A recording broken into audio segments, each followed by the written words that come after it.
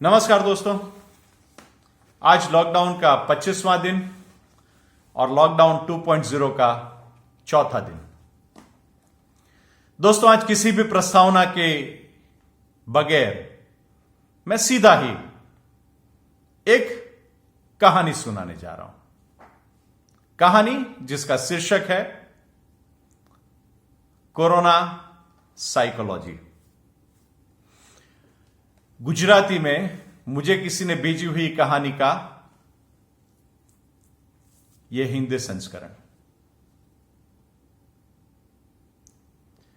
रात को 11:30 बज रहे थे।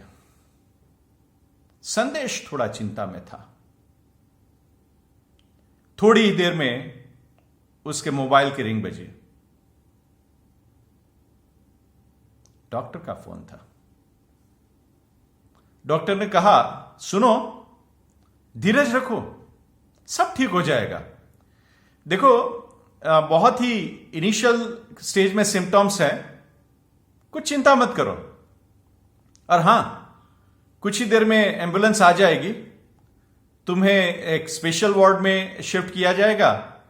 और हां, तुम्हारे परिवार के लिए 14 दिन का क्वारंटाइन ऑर्डर है। उन्हें अलग हॉस्पिटल में, अलग वार्ड में 14 दिन तक रखा जाएगा।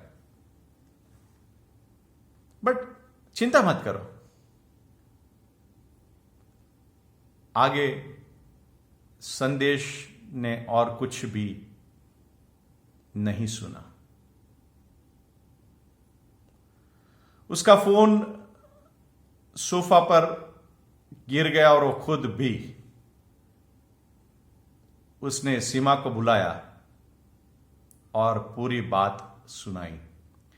सीमा उसके कंधे पर हाथ रखने जा रही थी, तभी संदेश दूर हो गया और जोर से चिल्लाया, मैं कोरोना पॉजिटिव हूं, मुझसे दूर रहो, डोंट टच मी। 7 वर्ष के संकेत का क्या होगा? मम्मी पापा को कहां लेकर जाएंगे? और सीमा इन सबको कैसे संभालेगी? क्या कहेगी? एक दूसरे की खबर मिलती तो रहेगी ना। संदेश का जैसे दिमाग बिल्कुल सुन्न हो गया था। संदेश ने सिर्फ इशारे से ही सीमा को, मम्मी पापा को जगाकर यह बात करने को कहा। सीमा ने दरवाजे पर नॉक किया और जैसे यह दरवाजे पर नॉक होने का इंतजार ही हो रहा था, वैसे तुरंत ही मम्मी पापा दोनों बाहर आ गए। उनकी आंखों में भी नींद कहां थी। सीमा ने पूरी बात बताई। मम्मी जहां पर खड़ी थी वहीं पर जमीन पर बैठ गई और पापा संदेश की तरफ एक आशान्वित नजर से देख रहे थे। शायद इसमें कुछ रास्ता नहीं हो सकता है क्या? संदेश ने कहा, नहीं, कोई रास्ता नहीं हो सकता है। बस अभी गवर्नमेंट हॉस्पिटल से वो लोग लेने के लिए आ जाएंगे।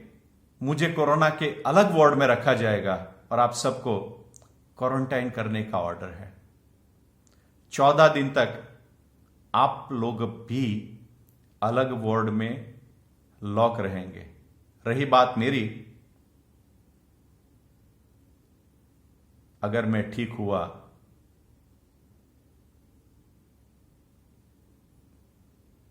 संदेश की मुंह से इससे आगे कुछ निकल नहीं पाया। छोटा संकेत वहां पर खड़ा था, वो ये सब समझ नहीं पा रहा था। उसे ये सब बड़ा अजीब लग रहा था।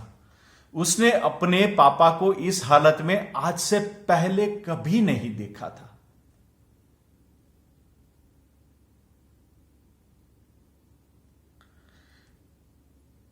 वो संकेत संदेश को पकड़ने के लिए दौड़ रहा था। तभी संदेश वहां से दूर हट गया और सीमा को बोला, अरे इसे मेरे से दूर हटाओ यार, उसे नहीं, आप सब भी मेरे से दूर रहो, अरे मेरे से छोड़ो, मेरे परछाई से दूर रहो। तभी नीचे बिल्डिंग के सन्नाटे को चीरती हुई एम्बुलेंस की सायरन की आवाज गूंज उठी। संदेश ने नीचे देखा, 2 एम्बुलेंस सायरन को बजाती हुई बिल्डिंग के अंदर दाखिल हो रही थी। ऑलरेडी पुलिस की टीम भी आ चुकी थी। घर की डोरबेल बजी। सीमा ने दरवाजा खोला। मेडिकल एप्रन में सज 2 अधिकारियों ने कहा, मिस्टर संदेश? हां, हम आपको लेने के लिए आए हैं। आपके 2 जोड़ी कपड़े एक बैग में डाल के हमारे साथ आ जाइए। और हां, यह पूरे बिल्डिंग को सील कर दिया गया है और आपके समग्र परिवार के लिए भी 14 दिन का क्वारंटाइन ऑर्डर है। उन्हें दूसरे सेपरेट वार्ड में, सेपरेट हॉस्पिटल में शिफ्ट होना पड़ेगा। आप सभी हमारे साथ में अपने थोड़े थोड़े कपड़े लेकर, जरूरी चीजें लेकर आ जाइए। दूसरे एम्बुलेंस में आपको भी लेकर जाया जाएगा और जल्दी से घर खाली कर दीजिए। हमारी सैनिटाइजिंग टीम को आपके पूरे घर को अर्जेंटली सैनिटाइज करना पड़ेगा। सर, बस 2 मिनट का समय दे दीजिए। संदेश इतना ही बोल पाया। चिंता मत कीजिए, हमसे हो सके वो सब प्रयास कर रहे हैं और विश्वास रखिए, आप भी जल्दी ठीक होकर वापस आ जाएंगे। पर हां, अभी हमारे साथ चलिए और ट्रीटमेंट में हमारा सहकार कीजिए। अधिकारी की आधिकारिक लहजे वाली भाषा में भी झलक रही लाचारी को संदेश और सीमा दोनों समझ रहे थे। संदेश ने अपने कपड़ों की बैग ली, मम्मी पापा को दूर से नमन किया। मम्मी को बहुत मन हुआ कि उसके लाडले को अपनी छाती से लगा ले। पिताजी को बहुत मर्जी हुई कि उसके कंधे पर हाथ रखे कहे, बेटा चिंता मत कर, सब ठीक हो जाएगा। मगर सर से पांव तक एप्रन में सज अधिकारियों ने यह कुछ नहीं होने दिया। बस नजरों से नजरें बातें करती रही। 5 मिनट में सब तैयार हो गए। संदेश भी अपनी वाचा जैसे खो चुका था। वो सीमा को, मम्मी पापा को, संकेत को क्या कहे, क्या हिम्मत दे। संदेश ने अपने हाथ में अपने घर की चाबी उठाई और बाहर निकल के अपने पड़ोसी, अपने सुख दुख के साथी, बरसों से अपने पड़ोसी हिम्मत भाई के घर पे डोरबेल बजाई। ये वही हिम्मत भाई है जो हमेशा एक दूसरे के साथ खड़े रहे। अभी 2 महीने पहले की तो बात है। हिम्मत भाई के बेटे को रात को 1:30 बजे सीवियर एक्सीडेंट हो गया था। हिम्मत भाई ने डोरबेल बजाई और एक ही डोरबेल में संदेश उनके साथ में उठकर पूरी रात hospital formalities, police station, insurance, हिम्मत भाई के साथ 18 घंटे तक रहा था। संदेश की आंखों के सामने जैसे सब फ्लैशबैक हो रहा था। 2 बार डोरबेल बजाई पर हिम्मत भाई का दरवाजा नहीं खुला। संदेश ने सिर्फ यही चाहा था कि वो अपने घर की चाबियां उनको दे दे।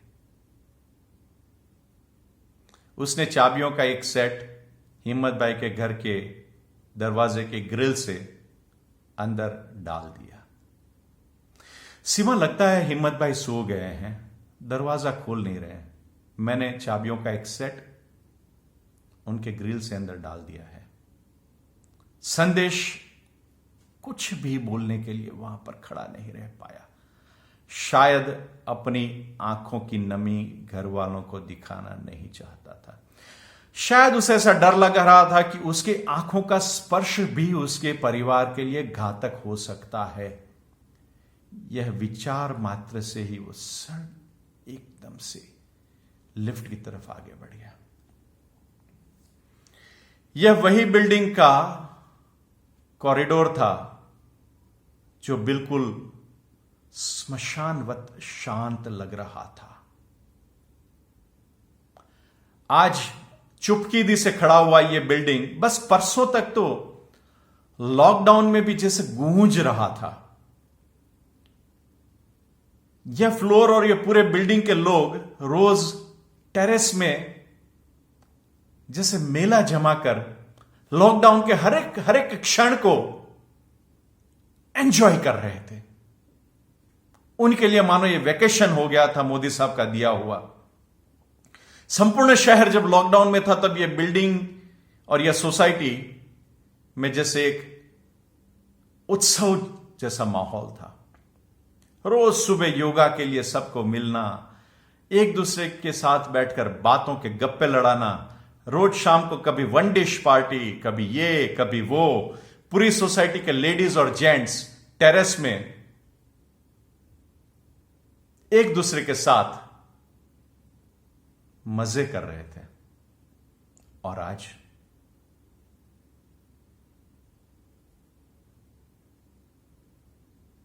बिल्डिंग को जैसे समग्र सन्नाटे ने घेर लिया था।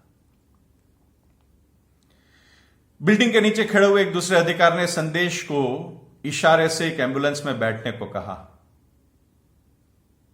संदेश सिर्फ उनको कुछ मिनट रुकने के लिए रिक्वेस्ट करता रहा। थोड़ी मिनटों में सीमा, संकेत, मम्मी, पापा सब नीचे आ गए। अधिकारियों ने उन्हें दूसरी एम्बुलेंस में बैठने के लिए इशारा किया।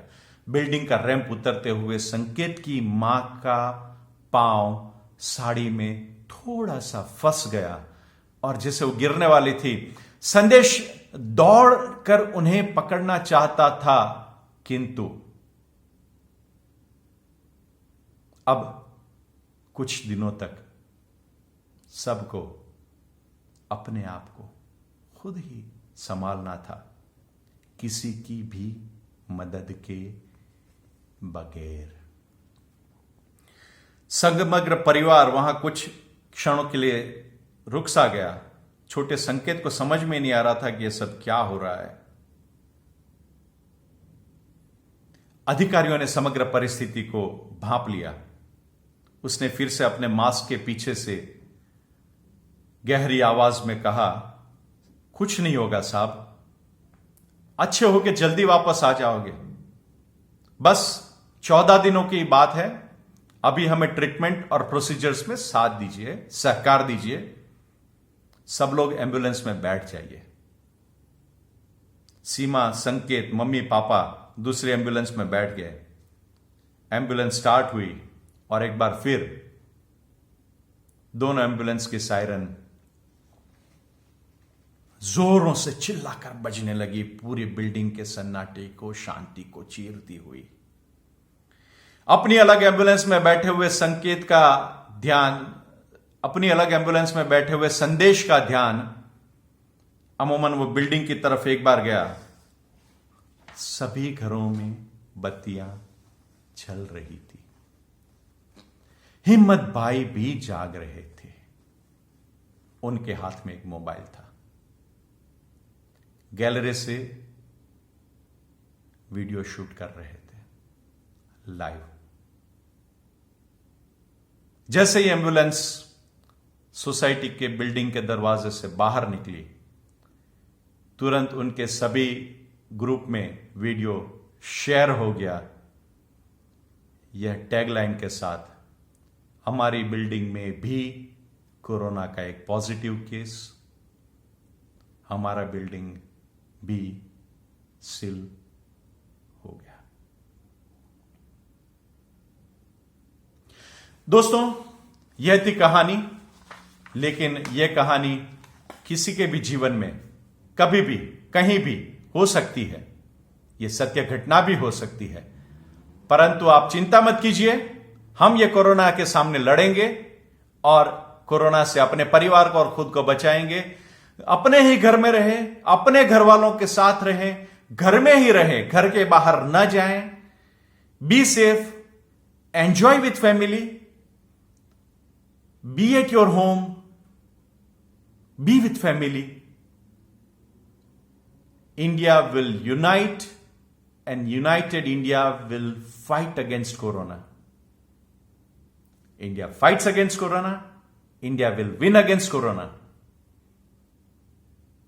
अपने ही घर में रहें, घर वालों के साथ रहें, कोरोना से लड़त में ऐसे ही हाथ बढ़ाते रहें, घर में रहकर हाथ बढ़ाएं। Be at your home, be healthy, be safe, खुशकिस्मत रहें, खुश रहें, अपने ही घर में रहें। जय हिंद, जय भारत, नमस्कार।